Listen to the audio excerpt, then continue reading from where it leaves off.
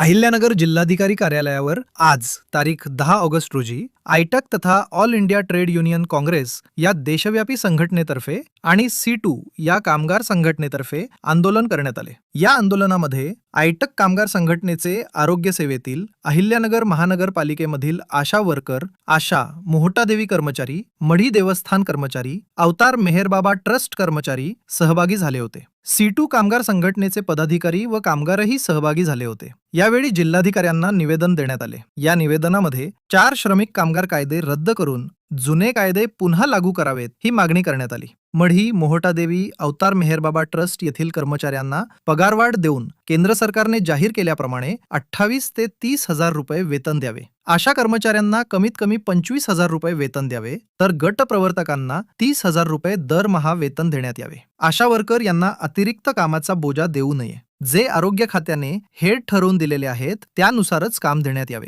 महानगरपालिकेमधील आशा worker यांना दिवाळी भेट म्हणून प्रत्येकी 10,000 रुपये अहिल्यानगर महानगरपालिकेने दिले पाहिजेत। औद्योगिक क्षेत्रातील कर्मचाऱ्यांना प्रोव्हिडंट फंडाचा ESIचा फायदा दिला पाहिजे। शालेय पोषण आहार, त्याचप्रमाणे मोलकरीण तसेच राष्ट्रीय अभियानातील कर्मचाऱ्यांना शासकीय दर्जा देण्यात यावा। ग्रामपंचायत कर्मचाऱ्यांना किमान वेतन 20,000 रुपये करावे। त्यांना पेन्शन योजना लागू करावी। पतसंस्था कर्मचाऱ्यांना सक्तीने सेवा नियम लागू केले पाहिजेत। त्यांना प्रोव्हिडंट फंडासाठी भविष्य निर्वाह निधी केंद्र सरकारच्या योजनेमध्ये सामावून घ्यावे। दर दुसऱ्या आणि चौथ्या शनिवारी पतसंस्था बंद ठेवल्या पाहिजेत। शेतमालाला भाव मिळाला पाहिजे। सदर आंदोलन हे आयटकचे राज्य उपाध्यक्ष व जिल्हा secretary advocate comrade Sudhir Tokekar व C2चे प्रवीण सोनवणे यांच्या प्रमुख उपस्थितीत झाले। यावेळी comrade Satish Pawar, comrade Maruti Dahiphale, Sachdev Ishwar, comrade Subhash Shinde, comrade Kanhaiya Bundele, comrade Mahadev Palve, Asha संघटनेच्या अहिल्यानगर महानगरपालिकेतील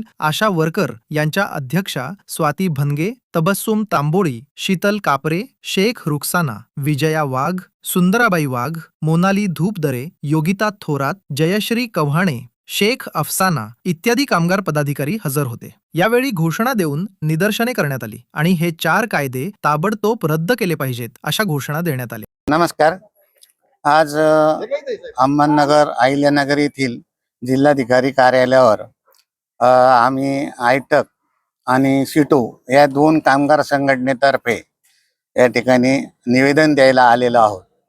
आज देशभर 10 ऑगस्ट रोजी आणि राज्यभर ही जी समिती आहे, अहमदनगर शेतकरी शेतमजूर कामगार कर्मचाऱ्यांची संघटनाच्या संयुक्त कृती समितीच्या वतीने हे जे आंदोलन आहे, वेगवेगळ्या मागण्या आहेत। सगळ्यात महत्त्वाच्या या ठिकाणी कामगाराचे जे आमच्या मागण्या आहेत, हे जे कायदे आहेत 29 कायदे 4 कायदे केलेले हे रद्द करावे, कारण हे कामगारासाठी घातक आहेत आणि योग्य नाहीत। कारण याच्यानंतर भविष्यामध्ये यांना तोटे होण्याची जास्त शक्यता आहे। या ठिकाणी तुम्ही पाहत असाल तर आमच्या आयटकचे आशा वर्कर या ठिकाणी आलेले आहेत। त्यांना मानधन फक्त 10,000-15,000च्या आसपास आहे आणि ट्रस्टमधले सुद्धा मोहटादेवी असतील, मढी देवस्थान, अवतार मेहरबाबा असतील, हे सर्व कर्मचारी आहेत। यांना पगार सुद्धा 18-15च्या आसपास आहे। केंद्र सरकारने 30,000च्या आसपास हे पगार द्यावेत असं सांगितले आहे। या ठिकाणी C2 संघटनेचे सुद्धा कामगार संघटना आहेत, त्या सुद्धा या ठिकाणी हजर झालेले आहेत। तर आमचं एवढंच म्हणणं आहे की आम्ही निवेदन आता या ठिकाणी देणार आहोत। आमचं निवेदन हे जिल्हाधिकारी मार्फत मुख्यमंत्र्याला पाठवून द्यावं असं मी आयटक कामगार संघटनेच्या वतीने व C2 कामगार संघटनेच्या वतीने या ठिकाणी नम्र आवाहन करतो। धन्यवाद। लाल सलाम।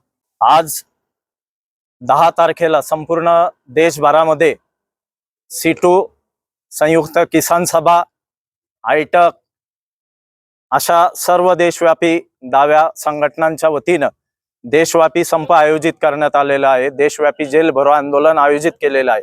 त्या आंदोलनाचाच भाग म्हणून इथे अहिल्यानगर या ठिकाणी आम्ही आज प्रतिकात्मक निदर्शने व आमच्या काही मागण्या सरकारपर्यंत पोहोचवण्यासाठी इथे आलो आहोत। जसं की काही प्रमुख मागण्यांमध्ये सर्वात पहिली आणि महत्त्वाची मागणी म्हणजे जे कॉर्पोरेट धार्जिणे आणि कामगार कष्टकऱ्यांच्या विरोधात जाणारे 4 लेबर कोड जे आहेत ते सरकारनं तात्काळ त्याची स्थगिती केली पाहिजे। ते लेबर कोड मागे घेतले पाहिजेत।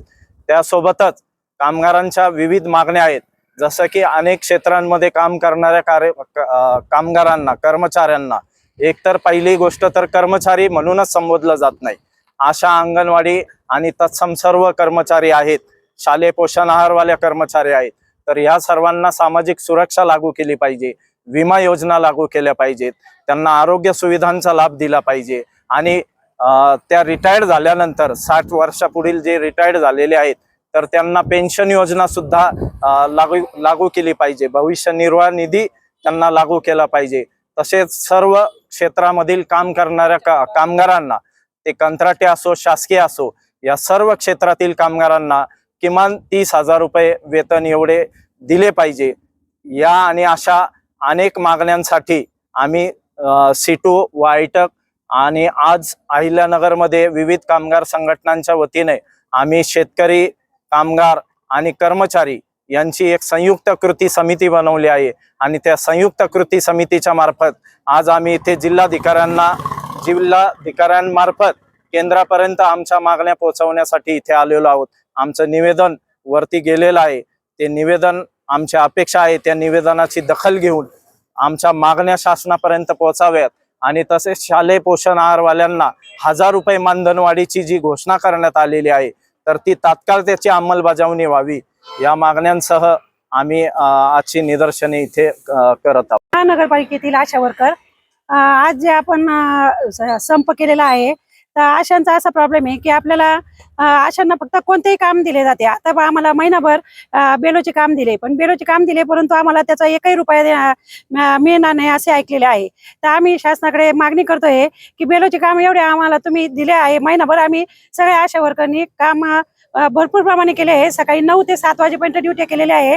तर त्याच्या आम्हाला थोडेसे फार 15 ते 20,000 रुपये तरी मानधन एका महिन्याचे मिळावे अशी आमच्या सगळ्या आशांची इच्छा आहे.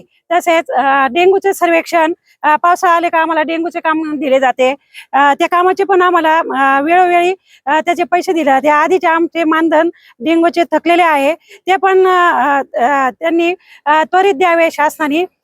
तसेच पोलिओचे पण अजून काय आम्हाला याचं मानधन मिळालेले नाहीये.